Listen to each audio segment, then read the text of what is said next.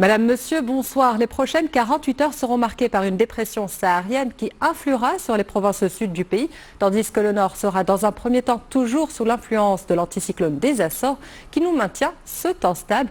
Et cela se traduit pour la matinée de demain par un ciel qui sera clair et où le soleil sera présent sur l'ensemble du territoire, hormis au-dessus des provinces sahariennes où l'on peut s'attendre à quelques gouttes de pluie. Le long des côtes atlantiques nord et centre, on retrouvera des formations brumeuses qui se lèveront en cours de matinée et le vent soufflera toujours fortement près des côtes centres.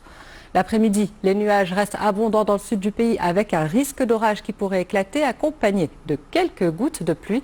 Dans le reste des régions, le soleil brillera de mille feux et les températures seront élevées dans l'intérieur des terres.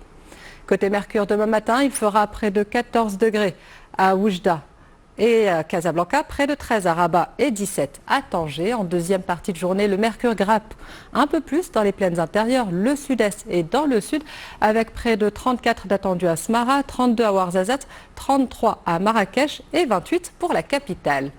Pour les prochaines 48 heures, le temps chaud apportera avec lui son lot de perturbations. Mardi, ce ne sont plus seulement les régions sud qui seront nuageuses, mais aussi le Haut-Atlas et ses régions voisines qui se retrouveront sous le coup d'ondées et d'averses orageuses par endroits. Et mercredi, la couverture nuageuse se déplace dans le nord en apportant de la pluie sur les reliefs, l'oriental et le sud-est. Je vous en ai parlé hier, le golfe du Bengale est le théâtre d'un énorme cyclone de catégorie 5, la plus élevée des catégories. Ce cyclone dévastateur s'abat en ce moment même dans la région du Bangladesh, dans la région de Cox's Bazar, une zone où vivent plus d'1 million de réfugiés Rohingyas dans des abris précaires. Avant de se diriger cette nuit vers la Birmanie, des milliers de personnes ont été évacuées dans des abris anticyclones, mais toute la région est une zone à très haut risque. Mocha devrait provoquer une onde de marée allant jusqu'à 4 mètres et les habitants affrontent en plus des vents de plus de 260 km/h ainsi que des pluies torrentielles inondant les habitations.